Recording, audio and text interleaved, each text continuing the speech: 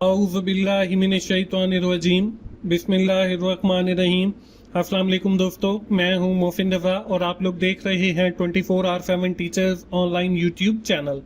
Class चल रही है हमारी प्रिंसिपल ऑफ मैनेजमेंट की और आज उस सीरीज का हमारा 17 लेक्चर है। हम लोग डिसीजन मेकिंग को हमने स्टार्ट किया था और आज की क्लास भी हमारी डिसीजन मेकिंग के हवाले से है।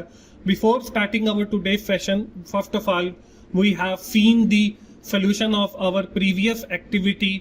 हम देखेंगे इसमें पहला क्वेश्चन था which step involve evaluating the pros and con of each alternative. तो ये हमारे पास चॉइस ऑफ अल्टरनेटिव के अंदर आता है। इसके बाद सेकंड क्वेश्चन हमारा था what step follow the identification of the problem in the decision making process. तो ये हम गैदर इंफॉर्मेशन के अंदर करते हैं।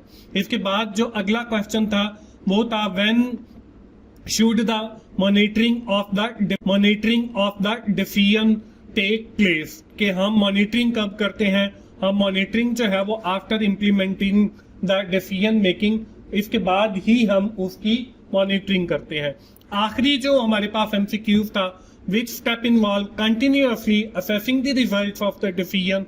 तो ये हमारे पास इम्प्लीमेंट एंड मॉनिटर के अंदर आता है। तो दोस्तों यहां तक तो थी हमारी पिछली क्लास और हमने उम्मीद है कि आप लोगों ने भी ये एमसीक्यूज ठीक सॉल्व किए होंगे। आज की क्लास की जैसे मैंने आपको बताया कि आज की क्लास भी हमारी डिसीजन मेकिंग के ऊपर ही जारी रहेगी और आज की क्लास के अंदर हम लोग ये देखेंगे कि हमारे पास कौन कौन से डिफरेंट मॉडल्स अवेलेबल है डिसीजन मेकिंग के। इसके अंदर हम देखेंगे रैशनल डिसीजन मेकिंग मॉडल क्या है, बाउंडेड रैशनैलिटी मॉडल क्या है, इनिशिएटिव डिसीजन मेकिंग मॉडल क्या है, नॉर्मेटिव डिसीजन मेकिंग मॉडल क्या है, डिस्क्रिप्टिव डिसीजन मेकिंग मॉडल क्या है और ग्रुप डिसीजन मेकिंग मॉडल क्या है। हम अगली स्लाइड के ऊपर चलेंगे और सबसे पहले हम देखेंगे ये वही हमारी पुरानी स्लाइड है जो पिछली क्लास के शुरू में भी मैंने आपको दिखाई थी कि डिसीजन मेकिंग बेसिकली होता क्या है। डिसीजन मेकिंग यही होता है कि हम अपनी जो प्रॉब्लम है उसको आइडेंटिफाई करते हैं और फिर उसको रिजॉल्व करते हैं। That is known as the decision making process. इसके बाद दोस्तों आज की क्लास जैसे मैंने आपको बताया कि हम लोग बात करेंगे डिफरेंट मॉडल्स की जो कि हम डिसीजन मेकिंग के अंदर फॉलो करते हैं। तो यहाँ पे आपको स्क्रीन के ऊपर दो मॉडल्स नजर आ रही हैं। पहला जो है वो है रैशनल डिसीजन मेकिंग मॉडल। अब रैशनल नाम से ही जाहिर है कि अकल पर मबनी, कि आप सोच समझ के समझबूझ के साथ जो है वो डिसीजन करते हैं। इसको हम थोड़ा सा पढ़ भी लेते हैं। This model assume that the individual make decision by carefully evaluating the all available alternative, considering the relevant information and selecting the option that maximize their utility or best achieve their goal। कि हम जो है हमारे पास जितने भी alternative available हैं हम उन सब को कंसीडर करते हैं। हमारे पास जितनी भी इंफॉर्मेशन है हम उसको एनालाइज करते हैं और उसमें से जो हमारा बेस्ट अल्टरनेटिव होता है जो हमें मैक्सिमम यूटिलिटी प्रोवाइड करे या हमें जो है वो ऑर्गेनाइजेशन के गोल्स को अचीव करने में हेल्पफुल हो, उसको फिर हम जो है इंप्लीमेंट करते हैं। तो ये ऐसा डिसीजन जिसके अंदर हम सारे अवेलेबल अल्टरनेटिव्स को देखें, सारी इंफॉर्मेशन को देखें, फिर हम डिसीजन टेक करें, तो ये हमारा रैशनल डिसीजन मेकिंग मॉडल कहलाता है। इसके बाद जो दूसरा मॉडल है वो है बाउंडेड रैशनैलिटी मॉडल, कि आप कुछ बाउंड हो जाते हैं। ये है proposed by Herbert Simon. This model recognise the decision makers have cognitive limitation and may not have the time or resources to consider all available information and alternative। कि हमें जो है वो कुछ limitations होती है, हमने सारे जो हमारे पास अल्टरनेटिव अवेलेबल है हमने उनको एनालाइज नहीं करना, हमारे पास जितनी इंफॉर्मेशन है हमने उसको एनालाइज नहीं करना, बल्कि जितने भी हमारे पास लिमिटेशन है उसको इग्नोर करके फिर हमने डिसीजन टेक करना है। तो decision are made by satisfying or choosing the first alternative that meets the minimum criteria rather than the optimizing। तो फिर हम जो है डिफिएंट एक रैशनैलिटी है। ये इसके नाम से ही जाहिर है कि यू आर बाउंडेड, कि आप बाउंडेड हैं, कुछ लिमिटेशंस हैं आपके ऊपर, फिर ही आप वो डिफिएंट करते हैं, मतलब आपने उस तरफ नहीं जाना।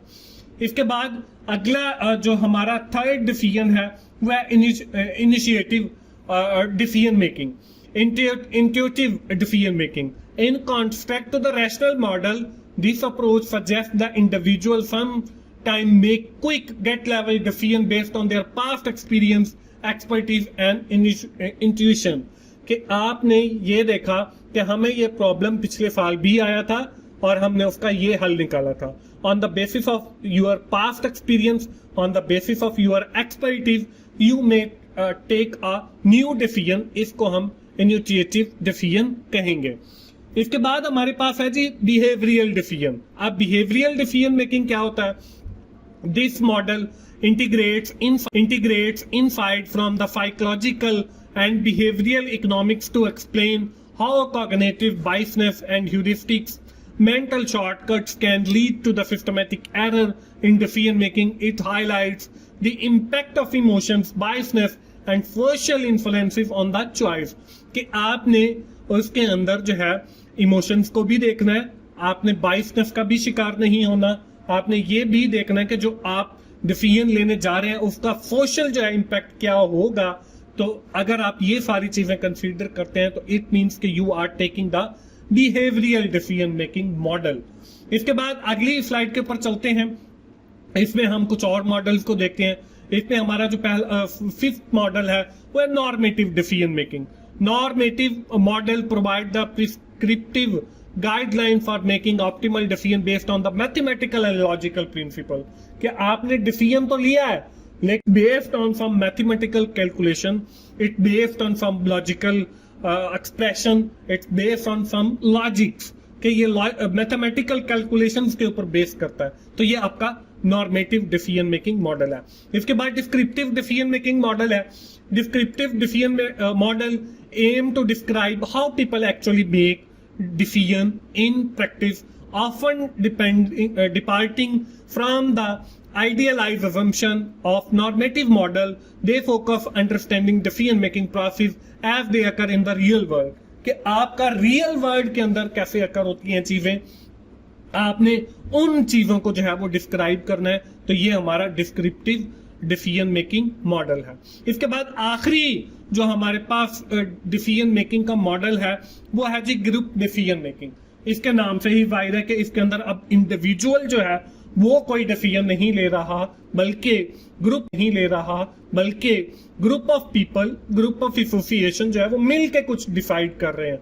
तो these model address decision making within teams or organization, considering the factors such as group dynamics, communication, consensus building and conflict resolution.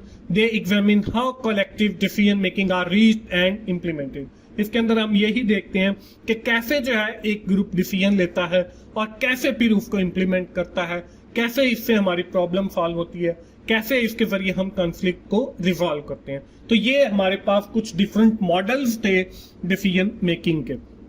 दोस्तों ये थी हमारी आज की क्लास। इसमें हम सिर्फ इन्हीं मॉडल्स को देखेंगे और इसमें मैंने कोशिश की है कि आपको सारे जो मॉडल्स हैं वो क्लियर हो जाएं और उनके दरमियान क्या डिफरेंस है वो भी आपको क्लियर हो जाए।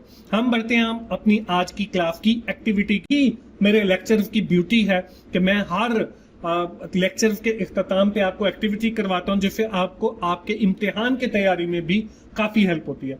तो इसमें हमारा पहला क्वेश्चन है, which type of decision making model is focused on explaining how people actually make the decision in practice? तो ये हमारे पास आता है डिस्क्रिप्टिव डिसीजन मेकिंग मॉडल के अंदर। इसके बाद जो नेक्स्ट क्वेश्चन है वो है the behavioural decision making model emphasis the impact of what factor on decision making. तो ये हमारे पास इमोशनल एंड कॉग्निटिव बाइसनेस आता है। इसके बाद जो नेक्स्ट क्वेश्चन है वो according to the making model what is the primary goal of decision making, के डिसीजन मेकिंग का प्राइमरी गोल क्या होता है। मैक्सिमाइज द यूटिलिटी, के डिसीजन मेकिंग का जो प्राइमरी गोल है वो यही होता है maximise the utility as well as the achieve of the organisational goal. तो ये हमारे जो है वो प्राइमरी ऑब्जेक्टिव या गोल्स हो सकते हैं ऑफ डिसीजन मेकिंग। इसके बाद अगला जो हमारे पास क्वेश्चन है, what is the key characteristic of the intuitive decision making model. तो ये हमारे पास आ जाता है जी क्विक इंटेंसिटिव चॉइस। तो ये हमारे पास आपके 4 क्वेश्चन हो गए। अब आप जल्दी से नोटबुक भी ओपन कर लें, क्योंकि मैं आपको 4 एमसीक्यू आपको सॉल्व करने के लिए भी देता हूं। तो ये जो बॉटम के अंदर आपको 4 एमसीक्यू नजर आ रहे हैं, आप इन्हें जल्दी से जो है वो नोट डाउन करें और इनको अगली क्लास में सॉल्व करके आए। दोस्तों, मेरी तमाम दोस्तों से गुजारिश है कि आप लोग जो है यूट्यूब के ऊपर लेक्चर्स को देखा करें, ताकि मुझे भी बेनिफिट हो और मैं आप लोगों के लिए लेक्चर्स को रिकॉर्ड करता रहूं। इसके बाद दोस्तों, आज की क्लास हम यहीं पे खत्म करेंगे। एक बार क्विकली जो है हम देख लेते हैं। आज की क्लास में हमने डिसीजन मेकिंग को ही जारी रखा और हमने डिसीजन मेकिंग मॉडल्स को देखा। दोस्तों, आखिर में मैं यही कहूंगा कि अगर मेरी वीडियोस आपको अच्छी लग रही हैं तो आप उन्हें लाइक कीजिए, अपने दोस्तों के साथ शेयर करें और कमेंट भी किया करें और मेरे चैनल को सब्सक्राइब करें, ताकि मेरी हर आने वाली वीडियो आप लोगों तक पहुंच सके। दोस्तों, मिलते हैं अगली क्लास में। उस वक्त तक के लिए अल्लाह हाफिज।